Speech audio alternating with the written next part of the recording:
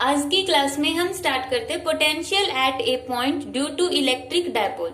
Mean सबसे पहले हमने एक इलेक्ट्रिक डायपोल कंसीडर किया। यहाँ पे ये हमने ले लिया एक डायपोल। यहाँ पर चार्ज है माइनस क्यू और यहाँ पर चार्ज है प्लस क्यू। इनके बीच की डिस्टेंस हमने मान ली 2a। टोटल इनके बीच की डिस्टेंस है 2a। यहाँ पे लिखते नहीं है, डायग्राम आएगा तो इनके बीच की डिस्टेंस कितनी हो गई 2a। और ये इस डायपोल का सेंटर है बीच में। यहां से ये डिस्टेंस भी a और ये डिस्टेंस भी a। मान लिया कि ये एक पॉइंट है यहां पर P पॉइंट, इसको बोलो A और ये B। अब P पर हमें पोटेंशियल निकालना है इस डायपोल की वजह से। तो P पर पोटेंशियल हम कैसे कैलकुलेट करेंगे?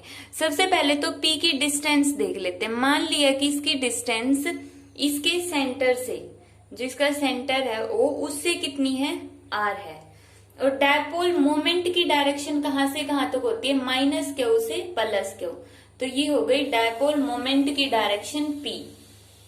ये एंगल कौन सा हो गया? Angle theta. थीटा किस किस के बीच में है? डायपोल मोमेंट और पोजीशन वेक्टर के बीच में।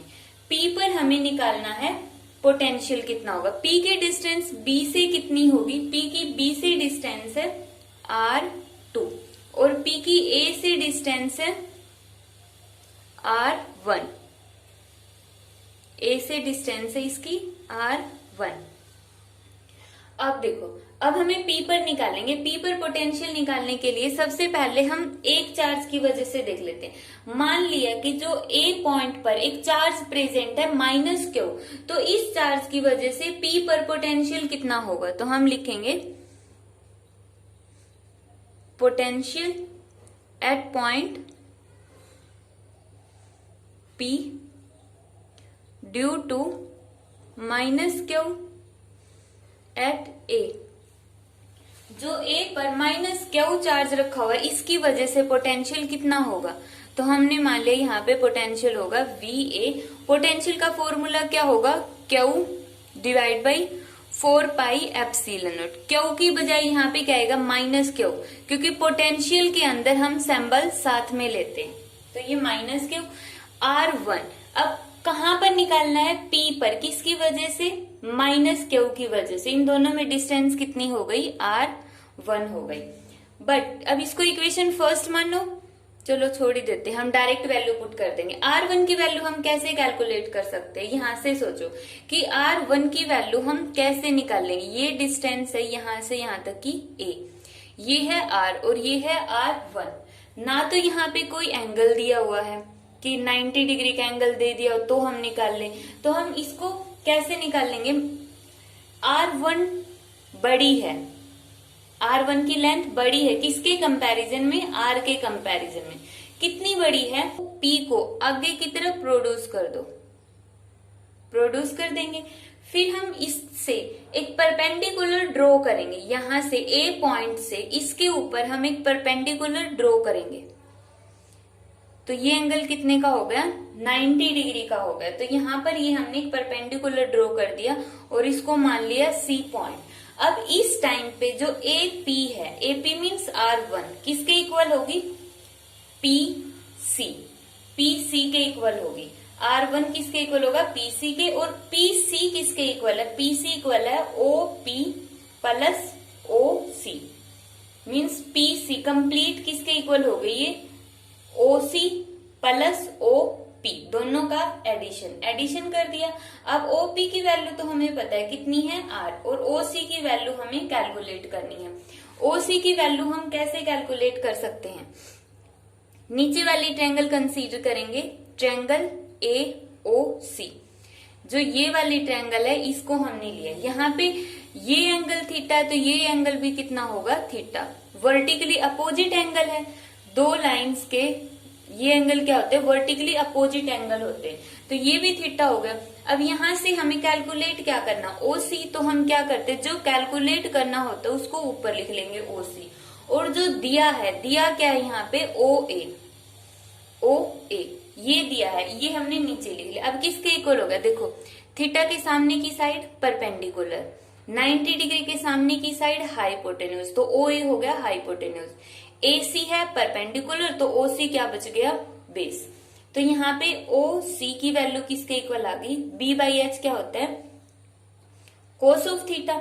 OC is equal to A cos theta, और OC की वैल्यू किसके इक्वल आ जाएगी, अब OA की वैल्यू कितनी दी हुई है, A कोस ऑफ थीटा। तो OC की वैल्यू हमने निकाल ली A कोस थीटा, तो यहां से R1 किसके इक्वल आ गया, R1 is equal to R plus A cos of theta. R1 is equal to R plus A cos theta. अब यहां से हम R1 की वैल्यू इसके अंदर पुट कर देंगे, minus Q divide by 4 pi epsilon not, R1 की जगह रखेंगे R plus A cos theta. इसी तरह हम निकालते potential at point P due two plus Q charge, इसकी वजह से निकालेंगे। यहाँ पर प्लस है तो plus Q divide by 4 pi epsilon not, यहाँ पर क्या आ जाएगा R2। R2 क्या है, ये वाली डिस्टेंस R2 है। अब इसको हम कैसे कैलकुलेट करेंगे, पहले इसको रब कर लेते हैं। अब ये वाली ट्रायंगल देखो, इसमें R2 स्मॉल है और OR क्या है, ये OP बड़ा है, मींस OP की लेंथ है वो ज्यादा है और ये PB की लेंथ स्मॉल है। PB क्या है, स्मॉल है, और PO ज्यादा बड़ा है। तो कितना बड़ा, उसके लिए हम जैसे पहले हमने क्या किया था, A से इस लाइन पर परपेंडिकुलर ड्रॉ किया था, अब B से इस पर परपेंडिकुलर ड्रॉ करेंगे। तो जब हमने परपेंडिकुलर ड्रॉ किया तो ये एंगल कितने का आ गया, 90 डिग्री का, और इस पॉइंट को हमने मान लिया D पॉइंट। तो अब ये दोनों की लेंथ क्या हो गई, इक्वल हो गई। यहाँ पे डायग्राम इक्वल दिख नहीं रही है, इसको थोड़ा सा और इक्वल कर लेते हैं हम। ये हमने परपेंडिकुलर ड्रॉ किया, ये आ गया एंगल 90 डिग्री का, और ये कितना था, नीचे थीटा था। अब आगे इक्वल। अब यहां से हमने चूज किया ट्रायंगल, या सिंपली लिख लेते हैं कि यहाँ पे क्या R2 कैसे निकालेंगे, R2 को हम कैसे निकालेंगे, पूरा OP माइनस OP में से क्या सब्ट्रैक्ट कर देंगे, OD।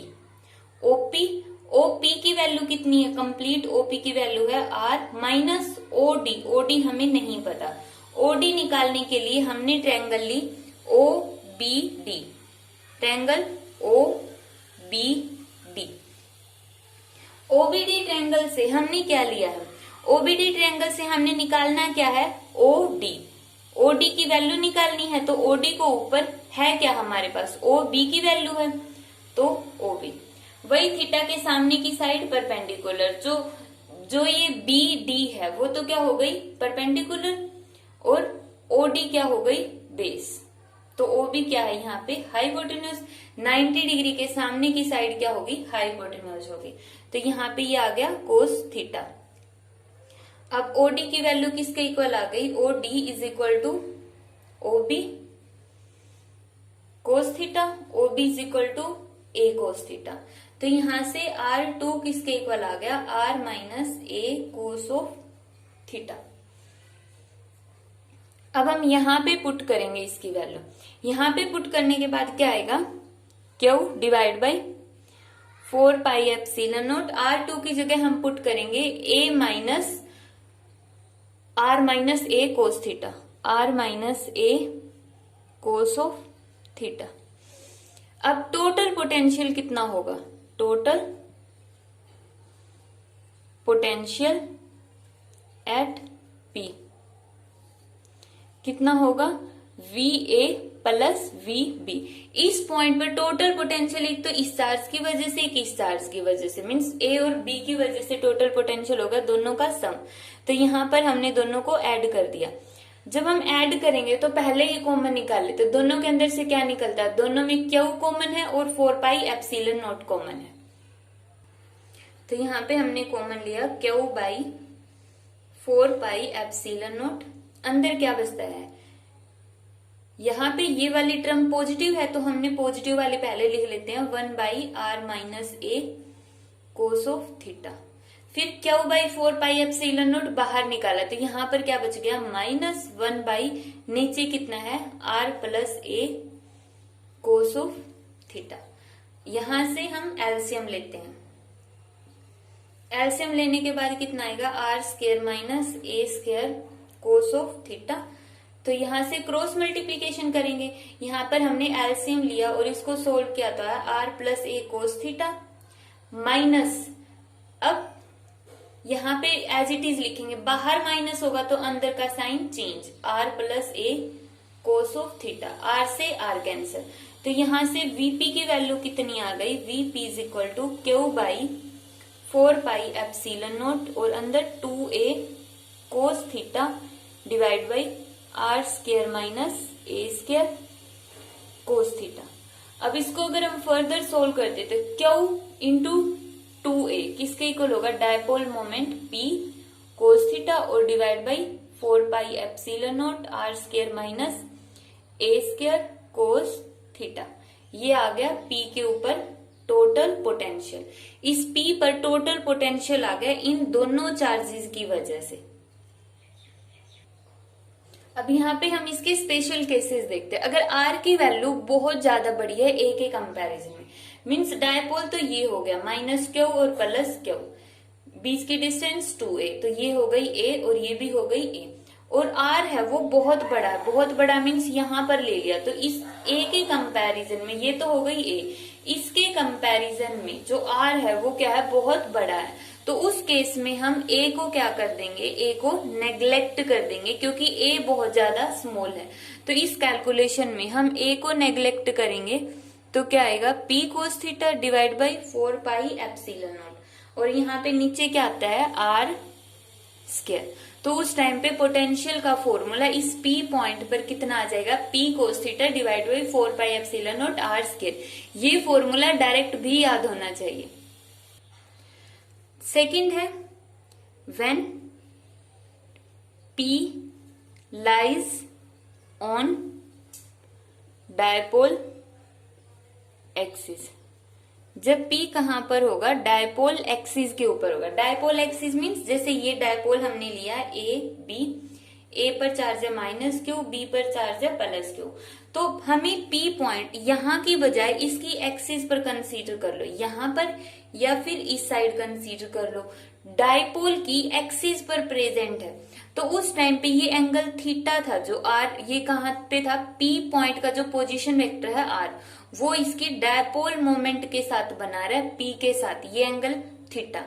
अब इस P को ही हमने यहां से जैसे जैसे हम डायपोल की तरफ लेकर जाएंगे, जो थीटा है वो क्या होता जाएगा, डिक्रीज होता जाएगा। थीटा डिक्रीज हो गया, डिक्रीज हो गया, डिक्रीज हो गया, अब कितना बन गया, 0 डिग्री। तो जैसे ही P को हम डायपोल के ऊपर लेकर आएंगे, थीटा कितना हो जाएगा, 0 डिग्री। अगर डायपोल मोमेंट की डायरेक्शन इसी तरफ है, बट अगर यहाँ पर हम प्लस क्यू ले लेते और यहाँ पर माइनस क्यू ले लेते तो P की डायरेक्शन होती है माइनस क्यू से प्लस क्यू।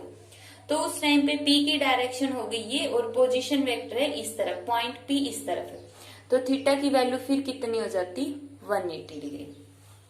ठीक है, तो डायपोल एक्सिस पर थीटा 0 या फिर 180 डिग्री हो सकता है।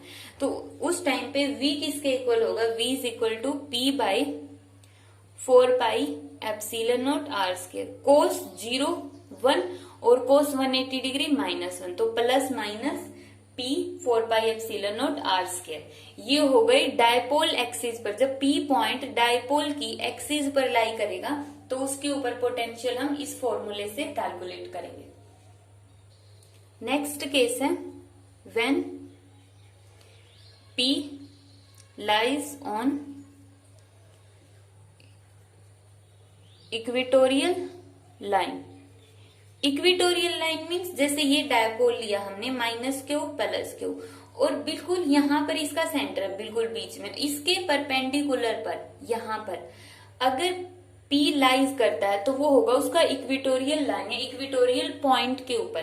तो P अगर बिल्कुल इसके ठीक ऊपर है तो वहां पर पोटेंशियल की वैल्यू कितनी होगी, अब थीटा की वैल्यू कितनी हो गई यहाँ पर 90 डिग्री।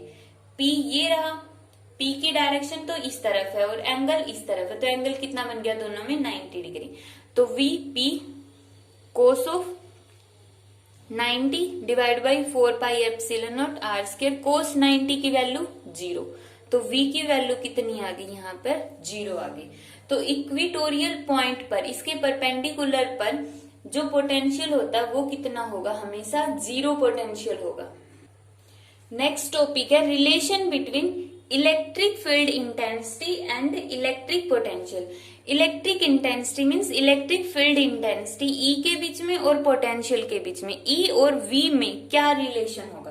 तो इसके लिए हमने दो सरफेस कंसीडर कर लिए, ए सरफेस, और ए पर हमने पोटेंशियल कंसीडर किया, potential at A is V. ये जो पूरा सरफेस है वो इक्वी पोटेंशियल है, इक्वी पोटेंशियल मीन्स इसके हर एक पॉइंट पर जो पोटेंशियल होगा वो इक्वल होगा। इक्वी मीन्स इक्वल पोटेंशियल, हर एक पॉइंट पर पोटेंशियल क्या होगा, सेम होगा, उसको हम बोलते हैं इक्वी पोटेंशियल सरफेस। तो यहाँ पर ए पर हमने मान लिया कि पोटेंशियल कितना है, वी है, और ये सरफेस इस तरह से रखे, जैसे ये हो गया ए और इसके ऊपर हमने रख दिया बी, इस तरह से ही पैरेलल में रखे गए हैं, इस तरह से ऊपर नीचे रखे हुए इस तरह से। तो ए पर हमने पोटेंशियल माना वी, मान लिया जो इनके बीच की ये जो डिस्टेंस है ना, दोनों के बीच की ये वाली डिस्टेंस, इसको हमने नाम दे दिया, इस डिस्टेंस को डी आर, स्मॉल डिस्टेंस है। अब जैसे जैसे हम नीचे वाले सरफेस से ऊपर की तरफ जा रहे हैं तो पोटेंशियल डिक्रीज हो रहा है, और यहाँ पर पोटेंशियल कितना हो गया, V में से हम डी आर डिस्टेंस ऊपर गए हैं तो पोटेंशियल कितना हो गया, डी वी हो गया, V माइनस डी वी। तो potential at B is V minus d V, और यहां पर हमने कंसीडर कर लिया d r is distance between two surfaces, दो सरफेसेस के बीच की डिस्टेंस है डी आर। अब यहां पर देखो हाई पोटेंशियल कौन सा है, V, और लो पोटेंशियल कौन सा है, V minus d V. Electric field की डायरेक्शन कहां से कहां तक होती है, पॉजिटिव टू नेगेटिव। पॉजिटिव का मतलब हाई पोटेंशियल और नेगेटिव का मतलब लो पोटेंशियल। तो इलेक्ट्रिक फील्ड की डायरेक्शन होगी नीचे से ऊपर की तरफ, ऊपर की तरफ ऐसे जाएगी ऊपर वाले प्लेन के अंदर से। तो ये हो गई इलेक्ट्रिक फील्ड की डायरेक्शन। अब तो देखो इसमें हमने क्या लिया कि if we take a unit positive charge from B to A, B से ए तक। अब हमें पता है चार्ज कहां से कहां तक फ्लो करता है, चार्ज फ्लो करता है from high potential to low potential. High potential से लो पोटेंशियल की तरफ चार्ज मूव करेगा। तो इसमें चार्ज ने मूव किया from B to A, but यहां पर हमें पता हाई से लो तक मूव करते, और यहाँ पर हम उल्टा कर रहे हैं, लो से हाई तक लेकर जा रहे हैं। तो ऐसा कब पॉसिबल होगा, जब हम उस चार्ज के ऊपर खुद की एनर्जी लगाएंगे, जब हम उस चार्ज के ऊपर वर्क डन करेंगे, तभी वो charge low to high flow कर सकता है। तो इसके लिए हमने उस पर क्या किया, वर्क डन। और वर्क डन कितना किया, work done is equal to, work done का फॉर्मूला होगा फोर्स और इनके बीच की डिस्टेंस डी आर। ये होगा वर्क कैसी क्वांटिटी है, स्केलर क्वांटिटी। क्यों, क्योंकि फोर्स भी वेक्टर है और डिस्टेंस डिस्प्लेसमेंट भी क्या है, वेक्टर क्वांटिटी है। तो फोर्स और डिस्प्लेसमेंट दो वेक्टर क्वांटिटी, और दोनों की प्रोडक्ट क्या हो जाएगी, स्केलर क्वांटिटी हो जाएगी। तो यहाँ पे ये आ गया फोर्स। अब फोर्स की जगह हम क्या रख सकते हैं, हमें पता है इलेक्ट्रिक फील्ड का फॉर्मूला होता है एफ बाई क्यू। क्यू की जगह हमने क्या मानना है, पॉजिटिव चार्ज यूनिट मैग्नीट्यूड का मीन्स 1। तो E इज इक्वल टू किसके इक्वल आ गया, F के इक्वल। तो F की जगह हम क्या रख सकते हैं, E रख सकते हैं। तो यहां से हम इसको सोल्व करेंगे, डॉट प्रोडक्ट को आएगा E D R cos of theta.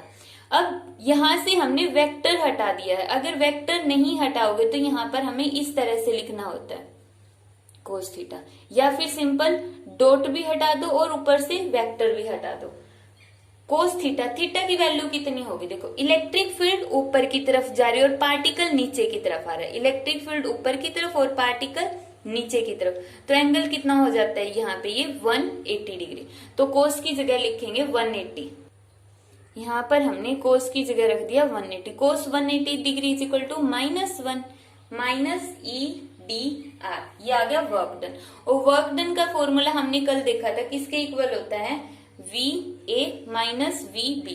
Charge को हम कहां से लेकर जा रहे हैं, बी से, कहां पर, ए पर। ए पर फाइनल पोजीशन क्या है, ए। तो सबसे पहले हम लिखेंगे potential at A minus potential at B. Work done को हमने बोला था कि वर्क डन किसके इक्वल होता है, इलेक्ट्रिक पोटेंशियल के इक्वल, अगर चार्ज कितना है 1 है, चार्ज 1 मैग्नीट्यूड का, यूनिट मैग्नीट्यूड का है। अब VA की वैल्यू कितनी है V, और VB की वैल्यू कितनी है V minus DV is equal to EDR। यहां से V minus V plus DV is equal to minus EDR। V से V कैंसिल, तो यहाँ पे क्या आ गया, E is equal to DV, और इस DR को इस साइड ले आओ, ये R है, R ये ऐसे बना हुआ है R, तो यहाँ पे हो गया DV बाई DR, और इस माइनस को यहाँ पर लिख लो। तो ये आ गया इलेक्ट्रिक फील्ड इंटेंसिटी और इलेक्ट्रिक पोटेंशियल के अंदर रिलेशन। ये है इलेक्ट्रिक फील्ड इंटेंसिटी और ये है पोटेंशियल, और ये है उन दोनों के बीच की डिस्टेंस। दो इक्वी पोटेंशियल सरफेसेस के बीच की डिस्टेंस हो गई DR। तो ये रिलेशन डिराइव होता है, ये इंपॉर्टेंट है। अब हम देखते हैं कि इन टॉपिक्स के ऊपर बेस्ड न्यूमेरिकल। फर्स्ट न्यूमेरिकल है uniform electric field. Electric field की वैल्यू कितनी दे दी, 10 न्यूटन पर coulomb. Exist in vertically downward direction, downward को शो करने के लिए हमने लगा दिया minus sign. Find the increase in electric potential, electric potential के अंदर इंक्रीजमेंट कितना हुआ, इंक्रीज हो या फिर डिक्रीज हो, उसको दिखाने के लिए हम DV लगा देते हैं। DV का मतलब कितना चेंज आया है। As one goes through a height, जब कितनी हाइट पर जाता है वो हाफ मीटर से जाता है। अब हमें पता है इलेक्ट्रिक फील्ड का फॉर्मूला क्या होता है, माइनस DV बाई DR। देखो जब भी E दिया हो और डिस्टेंस दी हो, जरूरी नहीं है यहाँ पे R से ही रिप्रेजेंट करेंगे डिस्टेंस को। जैसे इन्होंने हाइट दी है तो हाफ दे दिया, हम इसको R भी मान सकते हैं। हमने उन दोनों के बीच की डिस्टेंस को कितना माना है, DR, तो यहाँ पे DR मान लो। इस तरह से दिया हो तो E और V में रिलेशन हमेशा यही होगा। तो यहाँ से वैल्यू पुट करो, E की वैल्यू कितनी है -10, माइनस DV की वैल्यू निकालनी है, और DR की वैल्यू कितनी है 1/2। 1/2 मीन्स 0.5, माइनस से माइनस कैंसल, 10 0.5 को इस साइड लेकर जाओ तो किसके इक्वल आ गया, DV के इक्वल आ गया। पॉइंट को हटाओ तो नीचे क्या आएगा 10, 10 से 10 कैंसल, DV की वैल्यू कितनी आ गई 5 वोल्ट। तो एक तो इस टाइप के क्वेश्चन होंगे जो डायरेक्ट होंगे, या तो तुम्हें दे देंगे वो E की वैल्यू, V की वैल्यू, R की वैल्यू पूछ लेंगे, या फिर वो R की और V की दे के E की वैल्यू पूछ लेंगे, या फिर ये दोनों दे के वो V की वैल्यू पूछ लेंगे। तो मीन्स होगा इसी फॉर्मूले पर बेस्ड न्यूमेरिकल। हम इसी फॉर्मूले के ऊपर बेस्ड इसका एक क्वेश्चन और देखते हैं। नेक्स्ट टाइप है कि पोटेंशियल की वैल्यू है, उन्होंने पोटेंशियल की वैल्यू दे दी 4x² वोल्ट, और इलेक्ट्रिक फील्ड कैलकुलेट करनी। इलेक्ट्रिक फील्ड कहां पर कैलकुलेट करनी, जब x की वैल्यू होगी 1 मीटर, y की वैल्यू होगी 0 मीटर मीन्स ओरिजिन पर, और z की वैल्यू भी है 2 मीटर। बट पोटेंशियल के अंदर तो क्या है, सिर्फ x है, तो मीन्स y और z का तो कोई यूज ही नहीं हुआ। हम तो किसकी जगह वैल्यू पुट कर सकते हैं, सिर्फ इसकी जगह। बट इसके लिए हमें फॉर्मूला यूज करना पड़ेगा, क्या होगा -DV बाई dx। अब यहाँ पे जो पोटेंशियल है वो R की बजाय x दिया हुआ है, x की फॉर्म में।